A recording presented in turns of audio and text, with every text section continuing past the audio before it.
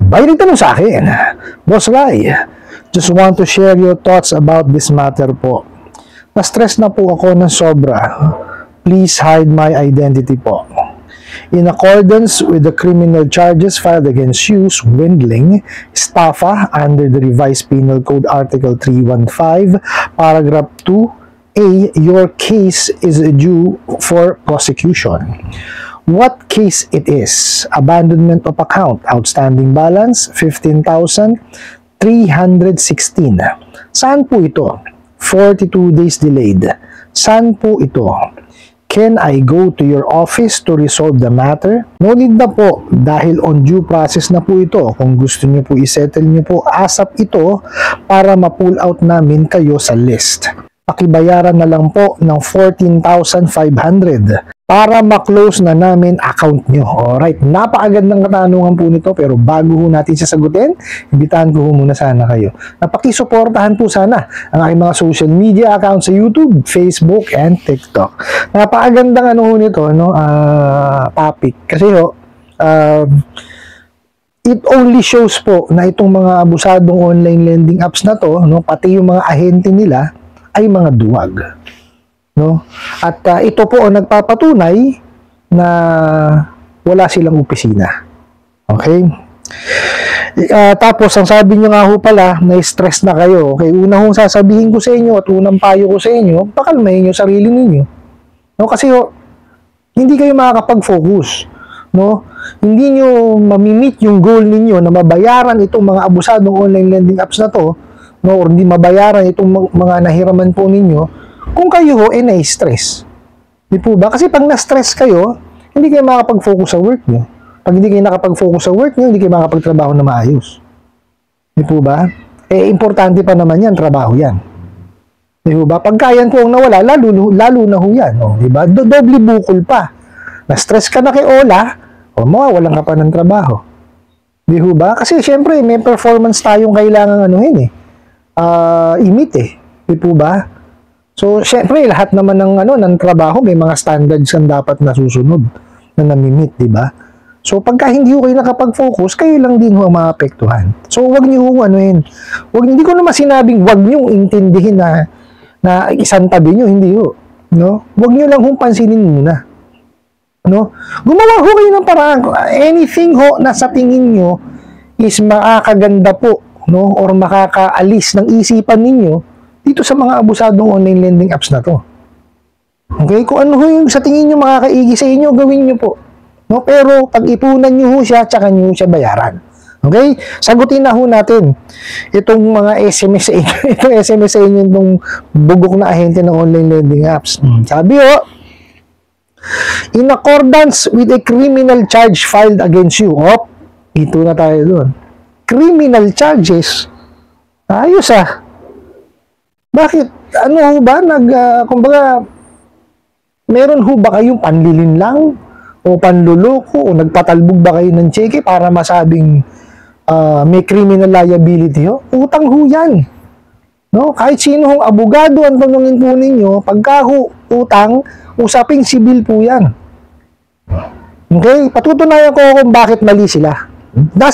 Sila mismo ang sumagot mga gago Tingnan nyo Nag-file na raw sila ng swindling or estafa under the Revised Penal Code 315. Sige. Totoo yun, yung Article 315 sa estafa yan. Pero kailangan patunayan po nila, na nilinlang nyo sila or niloko during the time na kayo ay nanghihiram sa kanila. Paano nila patutunayan yan? Hindi naman sila nag-credit investigate. Baka hindi nga binabasa yung nilalagay nilang detalye doon sa tinatype nyo apps, di po ba? Tsaka hindi nga yata nila tinitingnan yung ID ninyo di po ba? So, malabo mangyari yun. Nang kamote itong mga to.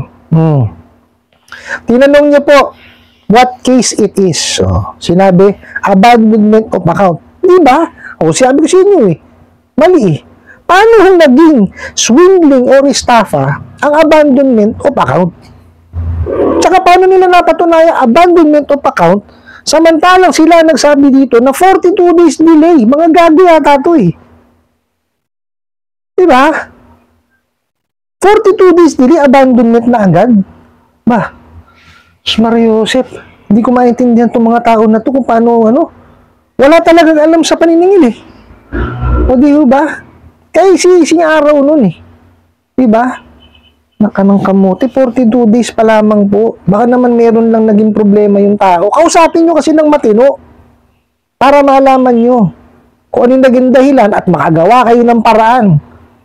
Kayo kasi mga abusadong ahente ng online lending apps, puro katarantaduhan na nasa isip nyo, puro pananakot, puro pangharas, di ba? O kung kinakausap nyo ng matino ang mga kliyente ninyo, hindi kayo magkakaganyan. Mario Joseph. Diba? May outstanding balance nyo raw po is 15,316. Okay. So, tinanong nyo po saan po ito. Ang sabi nyo pa, kung pwede kayong pumunta sa opisina para ma-resolve yung issue. Alam nyo, sagot. No need na po dahil on due process na po ito. Gago talaga. Ano on due process? Diba? Kung gusto nyo, isettle nyo na po ASAP para ma-pull out namin. Nakita nyo, kinontra yung sarili? O, kung sinasabi niya due process, tsaka hindi due process yun eh. Diba? O, in process. O, kasalukuyang inaano na. Dapat ganun sinabi niya. Nakasampa na po eh. Diba? Pero kahit nakasampa yan, pwede yan out of court settlement eh. Diba? Sira ulo kayo. Pupuntahan nga kayo sa opisina para maayos. O, tapos ayaw nyo papuntahan. Alam nyo kung bakit? Kasi walang opisina yung mga yan. O, diba? Marami hong pagpapatunay dyan. O, yung pinuntahan nung reporter. Di po ba? Tinanong sa gwardiya, doon nakaan, pero wala naman tao. O, tapos yung sinasabi nga ni Kajani, abandonadong warehouse. O, diba? Marami hong kagaguhan yung mga yan. Kaya ayaw nagpapapunta sa opisina. Maliwanag sa sa bilin po ng SEC. Ang utos po ng SEC, doon sa apps, at saka po sa website, dapat naka-indicate po ang address, contact number, SEC registration number, tsaka yung Certificate of Authority. O, yun. Importante yun, nakalagay yun. Diba? Maliwanag yun na inutos ng SEC. O. Tapos, ayaw nyo magpapunta sa opisina, importante yun. Diba? Makakausap nyo na maayos yung kliyente nyo pag pinuntahan kayo sa opisina. Ba't ayaw nyo? Diba? Kasi wala naman kayong i-offer.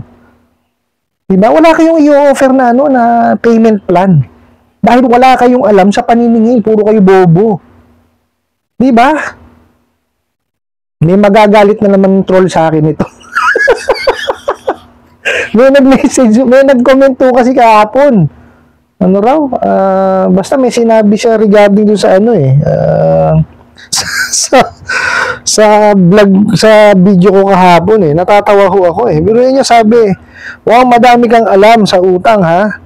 Nagagamit mo ba yan sa sa pinapasukan mo? Tapos nag-comment pa ho ulit, mga vlog mo walang kwenta. Panay utang. Di ba? Ang kagandahan nito, kagagawa niya lang ng channel, no? Di ba? Makapag-comment lang. Well, hindi ko yan. Sigurado magko-comment na naman siya. Comment ka lang ng comment. At least natututo ka, di ba? Oh. Yun ang kagandahan mo. Makinig ka lang na makinig. Simulan mo yung video, tapusin mo din para matuto ka. Mabalik ko tayo dun sa no? Pero nyo, ayaw nilang magpapunda. Oh, di ba? Samantalang, ang kainam-inam pag pinuntahan sila sa opisina. Diba? Kasi unang-una, malalaman legitimate na mayroon silang opisina. Pangalawa, maaasistihan nila yung kliyente nila. Mabibigyan nila ng payment option. Kaya lang, wala nga sila nun Maningil nga, hindi marunong Makipag-usap lang pala. Hindi sila marunong. Diba? Makita niyo ho yan? Kasi scripted Pag nawala ho sila sa script, ano na mangyayari sa kanila? Ano yun nyo? Obserbahan nyo. Pag wala sa script yan, nagtanong kayo ng iba. Kumbaga, inilayo nyo ng konti yung usapan. Mumurahin lang ngayon yan. Kasi hindi nga lang alam yung susunod na isasagot Kasi nga walang alam sa paniningil di ba? Kaya tawag dito, ayaw nilang magpapunta doon sa opisina nila.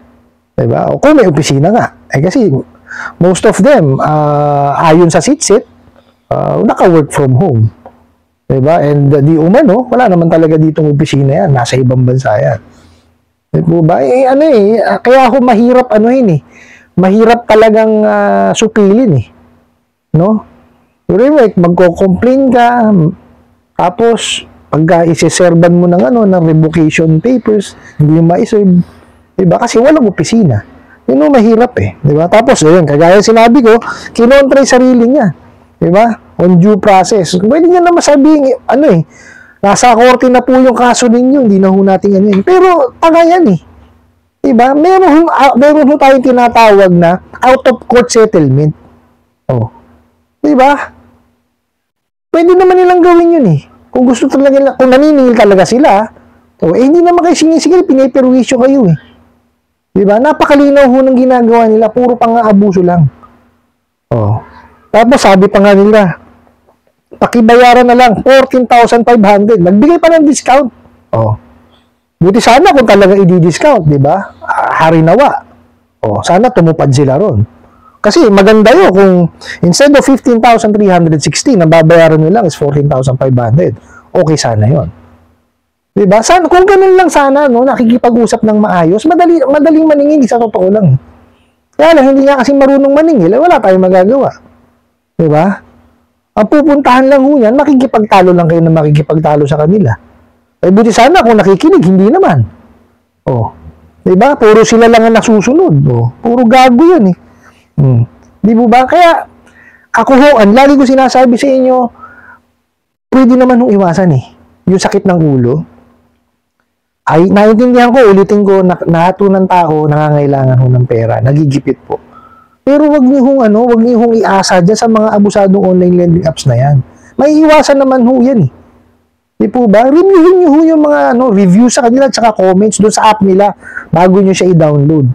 Mababasa nyo naman po Di po ba? Nandun, maraming magagandang comments. Pero meron po dyan na pangit. Pag nakakita kayo ng pangit, wag nyo na hong anuhin.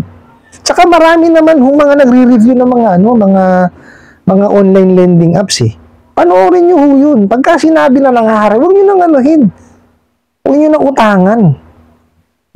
Mas mainam pa ho mangutang kayo sa mga traditional lending, traditional financing, tapos sa mga bangko. Although yes, mahirap ho talaga. Kasi yung utang yan pera yung sa iyo ipagkakatiwala di po ba? Hindi ba kayo nagtataka? Bakit ho sila kabilis-bilis magpautang ng pera? In 5 minutes, ID lang. Di ba? Doon lang magtaka kayo Saan galing yung pera nun? Di ba? Kasi hindi siya yung typical na pagpapautang Walang credit investigation. Di ba? Walang background investigation. Walang verification. Walang evaluation. Di ba? Basta nakita na meron kang ID, meron kang yung number mo is connected sa e-wallet, padadalan ka na ng pera niyan. Diba? Ganun kagagago yung mga, kaya nga sabi ko sa inyo, yung palang magtaka na kayo. Diba? Bakit kailangan pangalan pa lang, address pa lang, ID lang, tsaka yung number na alaman nila, padadalan ka na ng pera. Diba? Samantalang ho, ang bangko, lending, financing na na traditional, napakarami hong requirements yan. Meron pa hong credit investigation. Doon lang ho, magtaka kayo. Di ba? Kasi pero ho'y pinagkakatiwala sa inyo. May 5 C's of credit po tayo. Di ba? So, yun dapat nasusunod yun. Dito sa mga bugok na to, wala ho nasusunod dyan. Kaya magtaka ho kayo. Yung mga pera ho na nakukuha sa madaling pamamaraan, masakit ho sa ulo yan. Tandaan niyo po yan.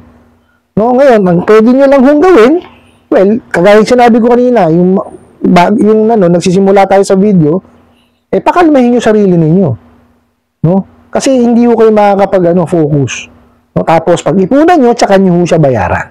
Yun lamang po ang pwede nyo gawin dyan. Ano po, I hope nasagot ko po itong katanungan na to at sana po yung makatulong. Maraming salamat po sa inyong walang sawang pagsuporta at panonood sa aking mga videos. Maraming salamat po sa inyong pag-like, pag-share, pag-comment at pagtatanong.